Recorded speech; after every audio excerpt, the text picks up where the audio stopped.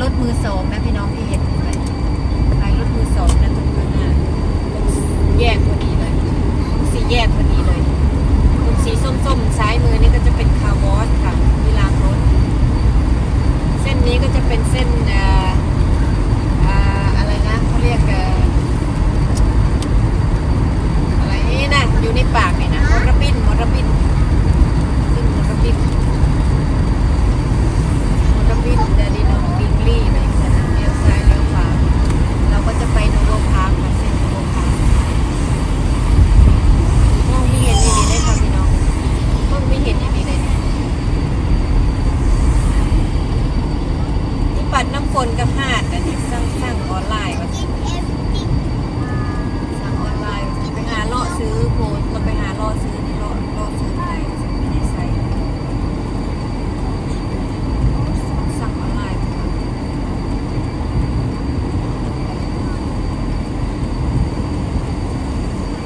รถติดค่ะวันนี้วันศุกร์ในวันศุกร์รถเยอะเหมือนกันนะหรือว่าเขาออกนอกเมืองกันวันนี้วันศุกร์ซุปเปอร์มือ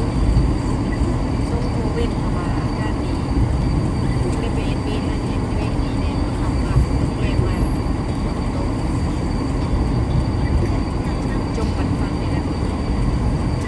มีอะไรมากทำมาชมบรรยากาศ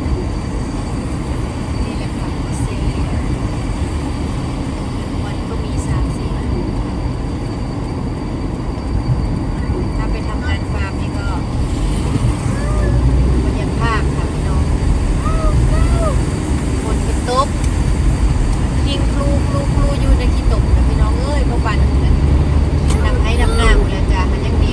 ดีกว่าดำให้ดำหน้าอยู่หรอกดีกว่าอยู่ค่ะเพราะว่าดำหน้านี่มันเป็นลุยเป็นน้ำเป็นอะไรนั้นไปเลยเนาะแต่นี่คือเป็นแค่ที่ตกซื่อๆจ้ะเป็นแค่ที่ตกหน้าเท่ากับเป็นลุยน้ำเลยเนาะเป็นน้ำแต่มันยังได้ล้างได้เนาะลุยน้ำลุยเลยแต่อยู่นี่มันยังได้เซอร์สุดไปเลยเซอร์สุดปีสุดไปเลยมันยังเก๋อยู่ค่ะพี่น้องสกือพูดเนาะเอาไปดำหน้าเป็นว่าลุยเหมือนไม่มีใส่อะไรเลยใส่อีเปิมลงอย่างเดียวเลยค่ะจะปีกจักเลยเนาะอยู่นี่ไม่ได้ปีกได้ค่ะไม่ได้ขี้ตกคือแบบว่าเป็นน้ำจงรวงเนาะเขาเอ็นงานไม่ได้แบบนั้นเนาะอยู่น้ำแตกพักแตกงาค่ะพี่น้องนี่เส้นยิงลี่ก็จะทะลุไปโน่นค่ะทะลุไปทางดาดินองทางแฟรงตันทางอะไรเนาะทะลุไปทะลุไปเส้นนั้นนะคะถ้าตรงไปนะแต่เราไม่ได้ตรงไปยาวๆเราจะเลี้ยวซ้ายเป็นเส้นโนโวพาร์คเอาอยู่ทางสปิงเวลเราก็ไปทางสปิงเวลขับรถก็ประมาณ10 นาที10 กว่านาทีคนละจัดเนาะรถติดนั่นนี่เนาะหลายอย่างว่ายน้ำก็เลิกโรงเรียนมานะพี่น้องเลิกมาก็3 โมงครึ่งเนาะเรียนว่ายน้ำก็4 โมงครึ่งเวลานี่ว่าสุดยอดนะจบเด้แม่ก็ดีว่าเร็วลูกก็โอ้เลยเนาะ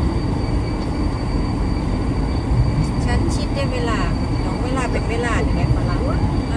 าสายน้องไม่ได้ทบมือไม่ได้เวลานะคะพี่น้องเป๊ะได้มามีมากก็ได้เสียเงินคือเก่าจ้ะต้องทำใจเนาะเจ้าเล่นเจ้าสาความผิดของเจ้าของเนาะเขาไม่ได้หยุดยวนเด้อค่ะ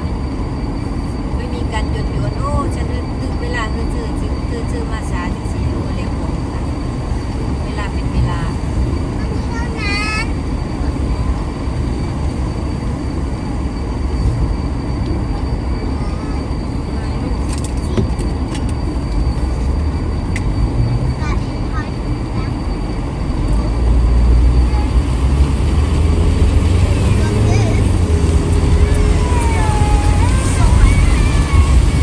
โป่งดิครับ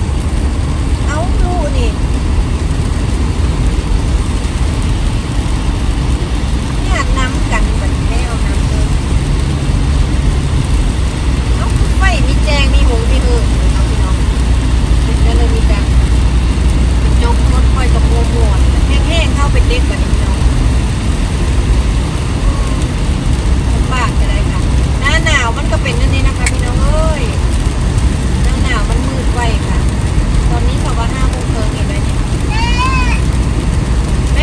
รถถือไว้ก่อนในบ่อลูกนี่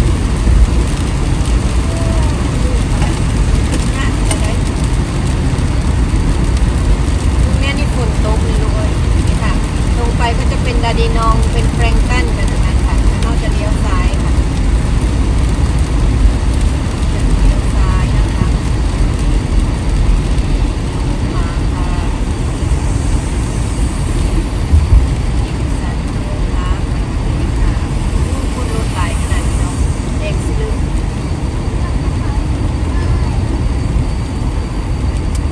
เพราะว่าเส้นตรงไปมันตัดไปหลายมองเราจะไปหลายทีค่ะประมาณนี้เราก็ขับ70นะคะป้ายก็ขับ70เราก็ขับ70ค่ะรถก็โล่งเลยโล่งเลยค่ะพี่น้องเพราะมันตัดเข้าทางเส้นที่เป็นเส้นหลักเนาะเป็นเส้นแบบว่าลัดๆล้อๆนะก็เลยไม่ค่อยมีรถมา จะไปตัดอีกถนนเส้นหนึ่งเส้นอีกไปหนึ่งใกล้ๆเนี่ยสี่แยกนี่ก็จะเป็นเส้นโมลปินนะคะไปห้าง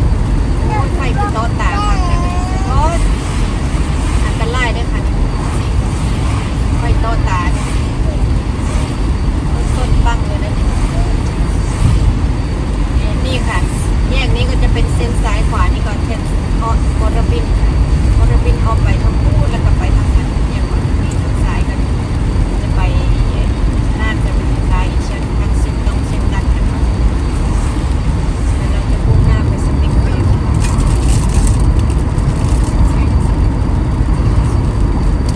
มีหมอกเนาะวันนี้อันนั้นตัดหมอก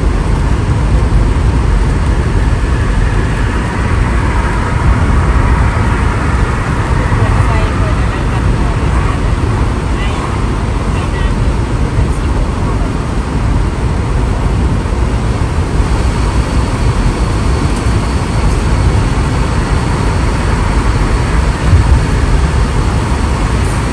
น้าก็70ตัวนี้ก็10เมตร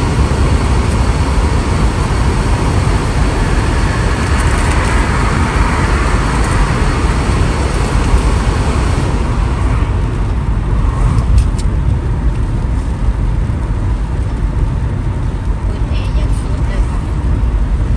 โอ้ยไม่ใช่เปิดแอร์เปิดฮีตเตอร์แบบเย็น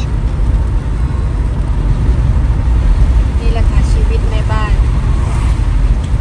ชีวิตแม่บ้านที่แม่เลี้ยงเดี่ยวค่ะพี่น้องไปไหนมาไหนเต้างางมาไปโรงเรียนก็เลิกไม่เท่ากันส่งไม่เท่ากัน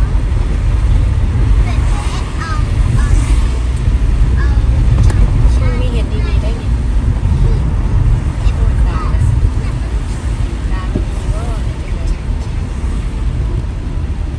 โอ้สโลว์อยู่ค่ะพี่น้องผ่านสี่แยกไฟแดงของเราไปนี่ก็จะถึงบ้านแล้วค่ะจำทางได้แล้วค่ะพี่น้องโอ้ยน้ำเลยยากัดลอกเมื่อนั้นคือกันค่ะพี่น้องมีคนเฒ่าว่าผู้เฒ่าเนาะล้างตัดรถเข้ามาเลยปลุดเลยเขาจอดอยู่จังสิเลยวันนี้ไฟแดงเขาเราไปเนาะเพิ่นยังจุลุดเข้าไปเลยโอ้ยเขาตกใจเนาะเพิ่นสลวดมาโลดนะแต่ไล่เด้ส้นรถส้นคนตายนี่โอ้ยจะว่าเสียจากบ้านค่ะพี่น้องนี่แม่นเป็นล้านเหรียญอยู่แล้วค่ะอันตรายเด้ค่ะไม่ใช่ที่นะคะนี่เห็นไหมคะถึงเส้นถนนนี้รถก็จะติดเพราะว่าเป็นเส้นหลักมาทางนี้เขาออกมาทางเส้นโมลปินแล้วค่ะเขามาทางงานนี่คือเขาแบ็คเบิร์นจะเลี้ยวซ้ายอีดิทเวลจะเลี้ยวขวาค่ะอีดิทเวลที่ว่าเข้าไปตอนนั้นที่ไปกันเส้นไฮเวย์นะอีดิทเวลไฮเวย์นะไปทางเส้นตรงกันเลี้ยวขวานี่เราก็จะตรงไปทางบ้านของเรานะคะยังไม่ได้พาไปต้องเลี้ยวขวาเลยนะคะตรงไปไม่เคยพาไปแล้ว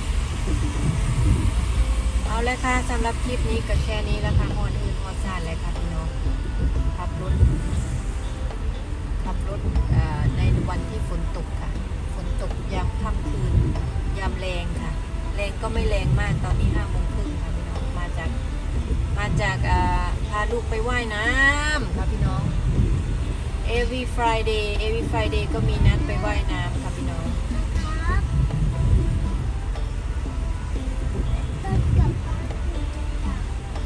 ครับโบยลูกไม่ต้องให้แม่บอกเลยทำอะไรทุกสิ่งทุกอย่างควักเสร็จหนังสือหนังหาไม่ต้องให้พูดจมยุสมือซเว่นหนังสือหนังหาเป็นเพ้อกว่าเขาละได้มาเล่นอยู่นี่นะดูเอ้ยเสียเงินเสียคำนะมาเล่นภาษาเล่นเลยนะตัวเองอยู่นี่แท้ๆตั้งเจอเอาดูภาษาไทยก็ไม่ได้เล่นเลยนะไม่ได้เขียนไม่ได้ฮูเรื่องขี้หมูขี้หมาหมดเลยนะพอหนูยังจมแม่อยู่นะเป็นคู่ไปเลยไม่ยังสอนเอ้าเป็นพอภาษาไปเลยแม่ก็ยังเราอยู่จมสะดอกที่ได้เว้าเลยก็ดีตัวเองเป็นพอแทนที่ก็จะละสอนจะเลยจิ้มขี้เลยแต่แม่ไปเลยก็ดีแม่ฮันเดไปเลยก็ดีมันคือกับมือด้วยกันเลยแล้วก็จะหายกัน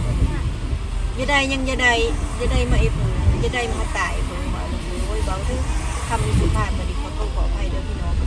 มันจะสูญด้วยลำเลยซ้อยกันเดี๋ยวจะได้มากกับซ้อยกันเลยกันก่อนเพราะว่าแม่นทิมรู้กับผู้ดู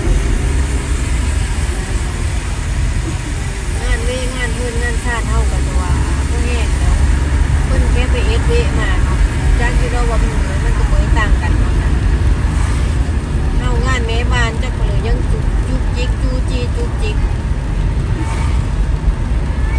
เด็ดท่านเด็ดนี้มีแล้วเบิดเว้นก็มีแล้วพอเราจบก็มีจบคลิปจะเกิดพี่น้องเอาแล้วค่ะฮอดอื่นแล้วค่ะพี่น้องขอบคุณหลายๆสำหรับการติดตามรับชมนะคะโขงคักจ้อมเลยเดี๋ยวนี้ลูกกระไดจังว่าอีอาใครได้พี่น้องเลยขอบคุณเด้อค่ะสำหรับการติดตามรับชมทุกคลิปทุกกำลังใจทุกไลค์ทุกแชร์ขอบคุณสำหรับไลค์แชร์ Subscribe นะคะไว้เจอกันคลิปหน้าค่ะพี่น้องจบเลยนี้นะคะ